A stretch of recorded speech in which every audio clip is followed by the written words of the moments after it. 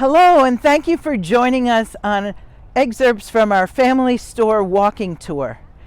In the early 2000s, my colleague Jan Schockett and I decided that we needed to document Asheville's Jewish history before descendants of the families were gone. And this became the Family Store, a history of Jewish businesses in Asheville from 1880 to 1990. At first it was an exhibit which we put into the store windows around downtown, and then it became a book, a walking tour, and an archive. So in our research we documented over 450 Jewish businesses. Don't worry, we're not going to see them all today, but we're going to reveal some of the things that you can still see when you come to downtown Asheville.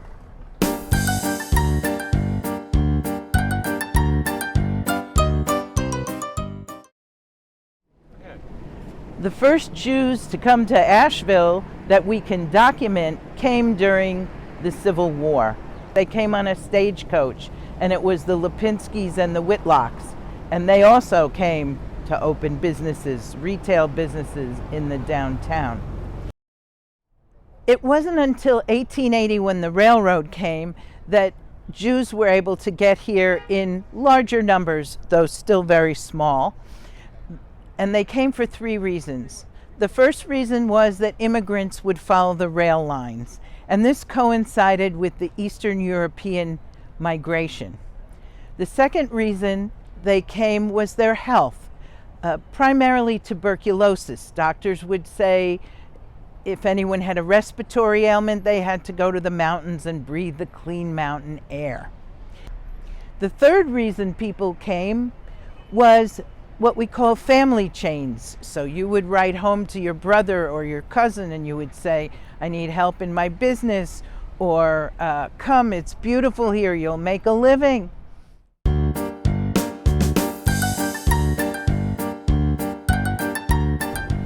We're leaving Pack Square now and heading south on South Main Street, which today is called Biltmore Avenue.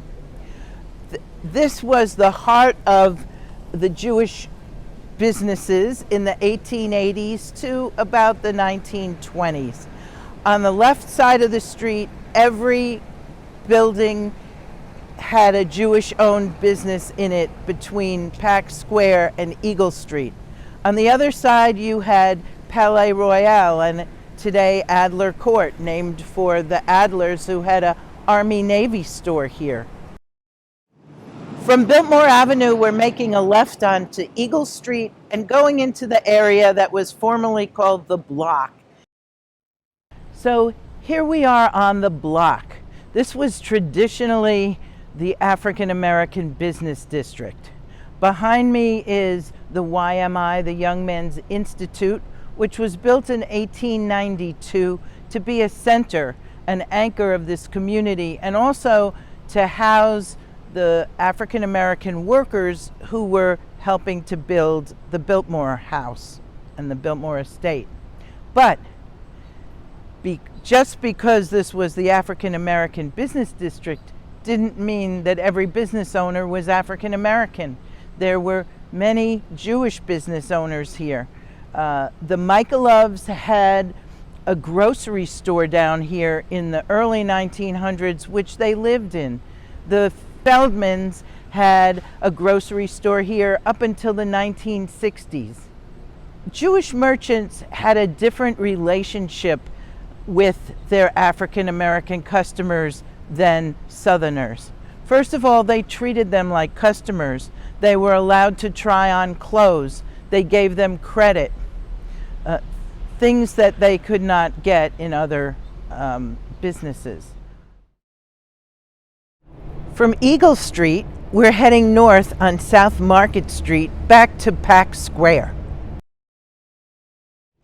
Perched above the city, halfway up Bowcatcher Mountain, is the Sky Club. It started as a mansion, but Gus Adler purchased it in the 1930s, and it became the old Heidelberg restaurant. Gus was from Heidelberg, Germany. And he and his wife, Emma, ran the restaurant. In the 1930s, it was the old Heidelberg, and then World War II started. And there was a lot of anti-German feeling here, so they renamed it the Sky Club.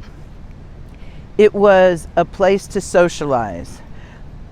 And much of the Jewish community would socialize there because the synagogues were small.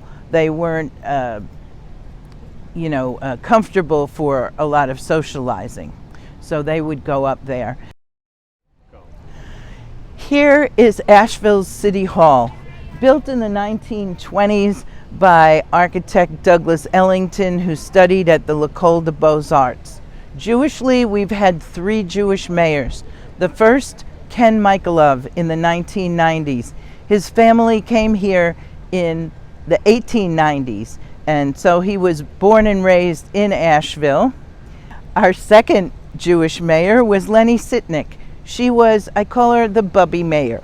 She was also the first woman mayor of Asheville. Our current mayor is Esther Mannheimer, and she came here as a teenager. Her father, Ron Mannheimer, was the first head of the Center for Creative Retirement, which today is known as OLLI. And Esther met her husband when he was a lifeguard at the JCC. Before we walk down North Market Street, let's take a look at the Black Mountain College Museum on College Street.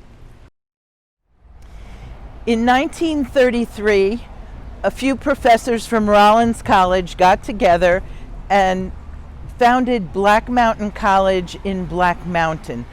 They wanted a college with no grades, and everything was based on art. Coincidentally, in 1933, Hitler closes the Bauhaus in Germany. This is the great school of design. Well, a way to get out of Germany is to have a job in another country. So the faculty of Black Mountain College were emigres from the Bauhaus, and half of them were Jewish. We're leaving Pack Square and walking down North Market Street. We're coming into the neighborhood where Mrs. Wolf's boarding house, my old Kentucky home, is, and across the street from that was Beth HaTefillah's first building, and down the block was the first building of Bicker Cholim. We'll also talk about Harry Bloomberg's gas station, Asheville Community Theater, and Sprinza Weisenblatt. So here we are in front of Asheville Community Theater. It was started in the 1940s, and the first thing they did was send a board member to New York and say, bring back someone that's going to put Asheville Community Theater on the map. And he comes back with Charlton and Lydia Heston. But over the years, Asheville Community Theater has had many people from the Jewish community involved with it, both as board members and acting in the various plays. Not all Jews were in the retail, and Sprinza Weisenblatt was one of the more professional ones. She was one of the early women doctors here in Asheville. She came here in 1928 on the invitation of a doctor who was working here. She had been studying at a prestigious eye institute in Vienna. So first of all, we have to think about what she had to overcome to even be in that situation. She was a woman, she was very poor, and she was Jewish, but she was very brilliant. And so when she came here, she saw no color barriers. She would take her patients in the order in which they arrived, when the norm was to take the white patients first and make the African American patients wait.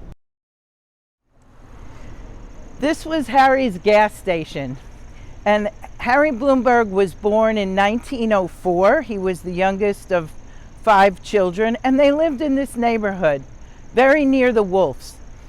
Harry was a high school dropout. His father told him he had wheels in his head. His principal told him, go back to school. You'll never amount to anything. but he didn't listen. And his motto was, treat your employees and customers fairly and give back to your community. Harry always had an interest in cars. After his gas station, he opened 2 motor inns, and in the 1930s, he got the Cadillac LaSalle dealership, which in those days, a Cadillac was the best car you could drive. So if anyone famous came to town, he got to drive them around. That was President Roosevelt and Bob Hope, people like that. Harry bought Biltmore Industries from Fred Seeley and established a car museum of antique cars, and also a museum to the homespun, which was the kind of fabric that Biltmore Industries made.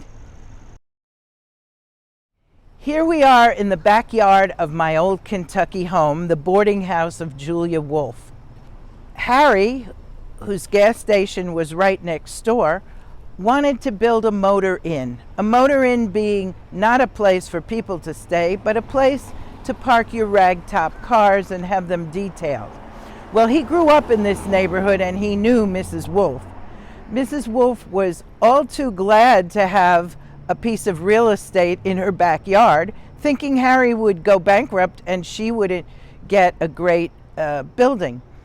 That's not what happened. The Wolfes went bankrupt and Harry had to buy the property from the bank in order to get his motor inn back. But he wasn't interested in the Wolfe house, so he sold that back to the Wolfes. We're leaving North Market Street now and walking across East Walnut towards Broadway. Before we head north on Broadway, let's take a look at the alley that has a tribute wall to Black Mountain College. Here we're looking at a photo of the Black Mountain College campus in Black Mountain. You can see it's very idyllic. There's a lake, there's mountains, and a mid-century modern building. Breuer and Gropius were there. Over here you see Buckminster Fuller. He put up his first geodesic dome at Black Mountain College, and then he came back the next year and built a better one. Also, Einstein paid a visit in the Summer Institute to Black Mountain College. So it was anybody who was anybody knew about Black Mountain College. Harry Finkelstein came to Asheville in 1903 and opened up a pawn shop. The pawn shop was the poor man's bank, the ATM of its time. Thomas Wolfe mentions Harry Finkelstein in Look Homeward Angel as Mr. Teitelbaum, who has golden nuggets of teeth and speaks with a Yiddish accent. The Chandlers were a typical immigrant family.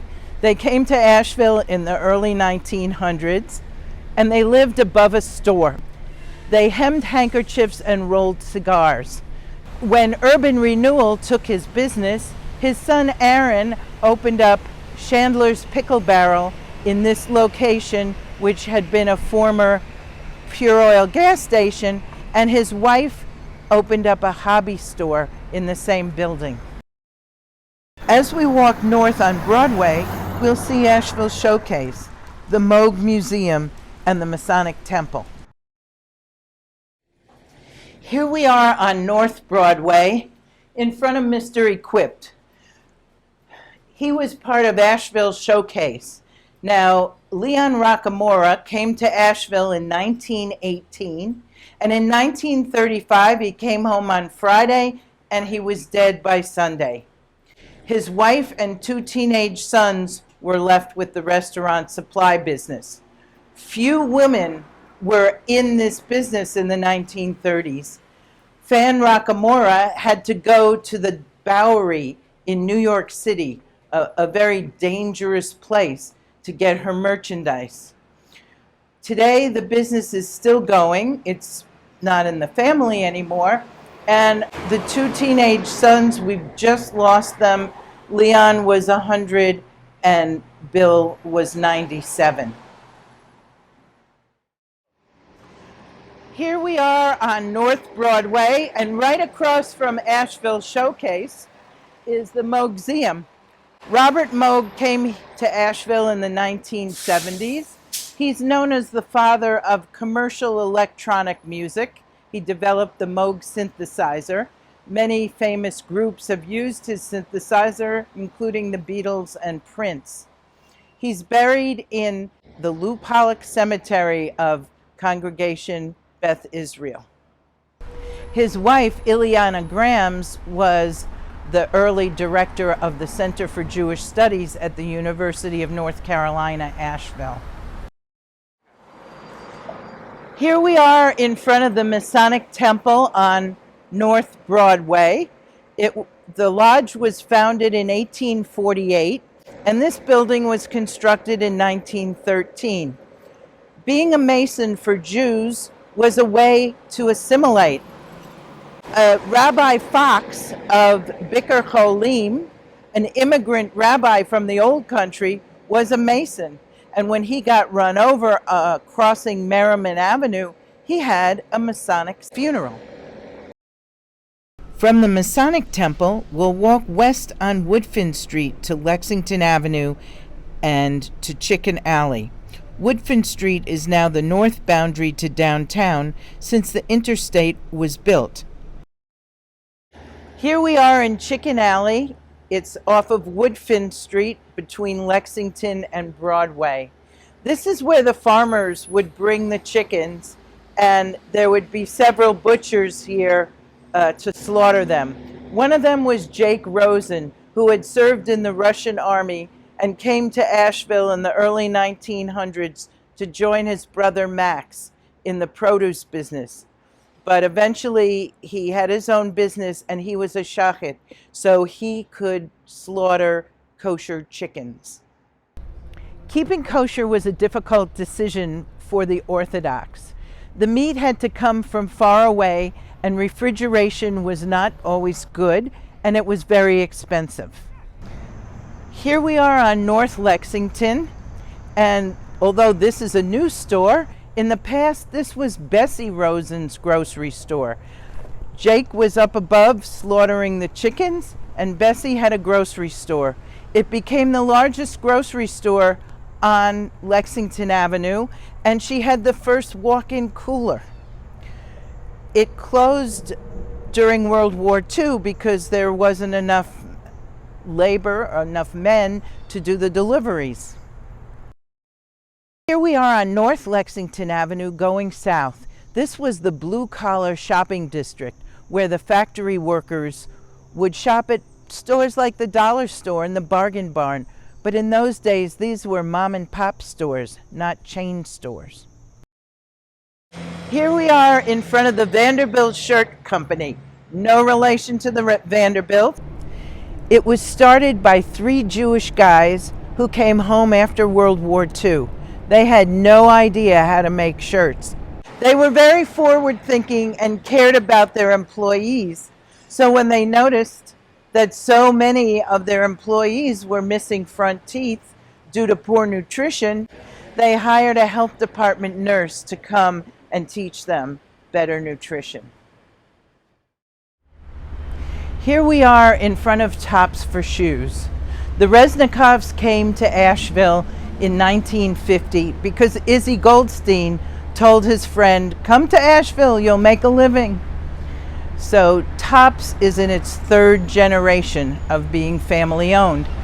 It was one of the few businesses that in the 1970s and 80s, when businesses wanted to move to the malls, they didn't move. How could they compete with the shoe stores in the mall? Well, they had a much larger variety of sizes, and they had something that we often forget today, which is customer service. We'll cross College Street and continue south to Patton Avenue. Here we are on Patton Avenue. Businesses grew from around Pack Square, up North Main Street, down South Main Street, and then as we got closer to the 1920s, down Patton Avenue. So as businesses grew, or I should say as downtown grew, businesses started to migrate down Patton Avenue. Here we have a picture of Patton Avenue in the 1940s. On the corner of Lexington and Patton was the Mann Store. The Mann Store was run by Coleman Zager. Coleman Zager believed in tikkun olam. If you live in a place, it is your responsibility to make it a better place. And he worked with a committee of people to get the University of North Carolina to take over Asheville Biltmore College. And that's how we got University of North Carolina, Asheville. So there were other Jewish businesses on this street also. And back here you'll see Pollock's. Over here was the Hollywood store. And on the corner back there was Fields. Just a short distance down Patton Avenue is the S&W cafeteria. So here we are in front of the S&W cafeteria, and it was a very important location to the Jewish community. At lunchtime, Jewish business people would gather here. On Thursday nights, it was Maids' Night Out, and families would come. They would show movies upstairs for the kids so the parents could socialize downstairs. But it was also a time of anti-Semitism. This was the 30s, and Hadassah and B'nai B'rith and other Jewish organizations would meet upstairs at the S&W, but they would have to post a guard in front of the door to make sure that everybody was safe. In 1931, a screenwriter from Hollywood named William Dudley Pelley shows up in Asheville, the self-proclaimed American Hitler. He comes with his silver shirts and his printing press, and he even tries to start a college. Needless to say, the Jewish community didn't like him here, but neither did the community as a whole. So they colluded and railroaded him out of town on securities fraud, and President Roosevelt eventually caught up with him and put him in jail for subversion to the government. So we don't make this stuff up. We're heading north on Haywood Street. This was the Fifth Avenue of shopping. The Flatiron Building, near the corner of Haywood and Battery Park, had a radio station on the top of it, WWNC, which stood for Wonderful Western North Carolina. And on Saturday evenings in the 1960s, Rabbi Unger would have an interfaith radio program on that station. That was Winter's department store. Harry Winter, born and raised in Savannah, Georgia, bought the store in the 1940s, and the first thing he did was take out the colored and white water fountains and put in one water fountain. He was also the first merchant to put an African American mannequin in his window. In the 60s, Harry went around to the other department store owners and convinced them that the right thing to do was to hire African American sales clerks all on the same day to avoid boycotting, and that's exactly what happened. Solomon Lipinski was a visionary who brought modern shopping practices to Asheville. He came here on a stagecoach in the 1870s, and by 1890, he and his half-sister opened up a small dry goods store on South Main Street, which today is Biltmore Avenue, and they called it Bon Marché, modeled after the Grand Bon Marché department store of Paris. These were people with aspirations. As the business prospered, they had a saying, go west with success. And that meant that as your business prospered, you moved from South Main Street to Patton Avenue and then to Haywood Street. And that's how the Bon Marché moved around town. So here we have BM for Bon Marché. After Grove died, the new owners of the fancy Bon Marché building there wanted to have a chain department store. So they moved an Ivy's into that location, and the Bon Marché moved here across the street. It opened a second location at the mall, at the Westgate Mall, and that meant that you could dress more casually. If you came shopping downtown, you wore your best clothes, you wore white gloves, you got all dressed up.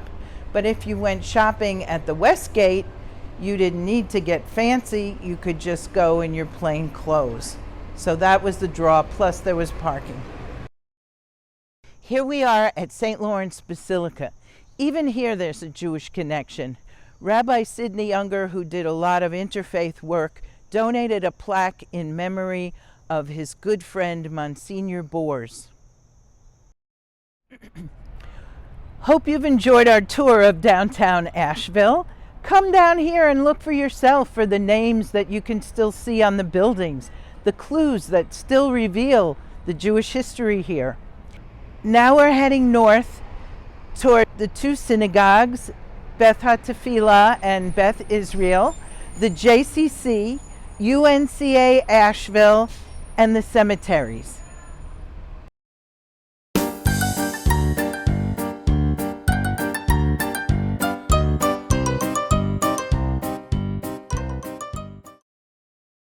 Here we are in front of Congregation Beth HaTefillah, the first congregation to be formed in Asheville in 1891. Its first building was in downtown in 1902, and in 1909 it became a Reform congregation. When Rabbi Unger came in the 1940s, he said, "You brought me here to be your rabbi, but you need to give me the tools to do it." And after 25 years of planning for a new temple, in 1949, a new building was erected. A year after that, a new Hebrew school building was erected, which no longer exists. Today, the Hebrew school is folded into the new renovation of the building. Beth HaTefillah established their cemetery the same year they established their congregation in 1891. While it took 10 Jews for a minyan, it only took one dead Jew to form a cemetery. And with all the people coming here for their health issues, it was important to have a place for Jews to be able to be buried in the traditions of their religion. There was a debate early on whether the cemetery land should be purchased for $500 in Riverside Cemetery or out in Chun's Cove for $250. But practicality and convenience won out. This is Congregation Beth Israel. It was formed in 1899 as the Orthodox congregation Bikur Cholim. By 1916, they were able to build their first sanctuary, which unfortunately burned down the night before Rosh Hashanah. So it wasn't until 1924 that they could rebuild it. They moved into this building in 1969. They had their first service. In 1950, they changed their name from Bikur Cholim to Beth Israel. And today they are a conservative, independent congregation. In 1916, the little congregation of Bikur Cholim, which was started in 1899, was finally able to establish their own cemetery, which later became the Lou Pollack Memorial Cemetery, named after Lou Pollack while he was still alive. Frank Silverman came along and he said he wanted a place where his son could socialize with other Jewish youth. And so he donated some money. And this is how the JCC was born. It was the coming together of comfort and family and familiarity that brought the Jewish community together. And every person in the Jewish community donated money so that they could have a JCC. By 1938, Asheville had 2 synagogues, but 1 Jewish community. and a group of people got together and said, we need a JCC. The old house served as the JCC until 1993, when they built this new building. And more recently, it's had a major renovation and added an all-year-round swimming pool.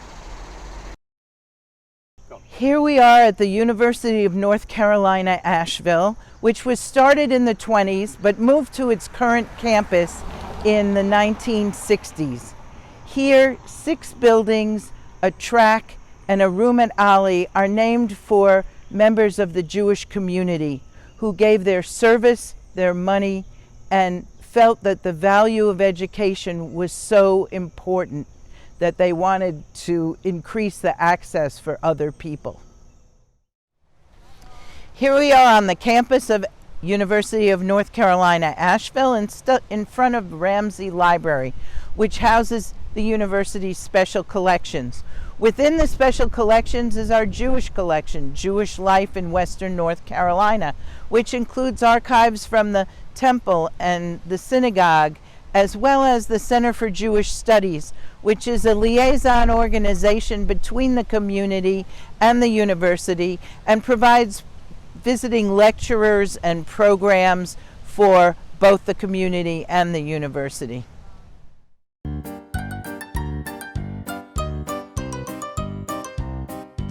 Thank you for coming along with us today. We hope you've gotten a little taste of Asheville's Jewish history. If you'd like more information, we have A Home in Shalomville book, which includes businesses and people outside of the downtown. It's available at the Asheville JCC online or in person, as well as at the Asheville Visitors Center and Malaprop's bookstore. Hope to see you soon.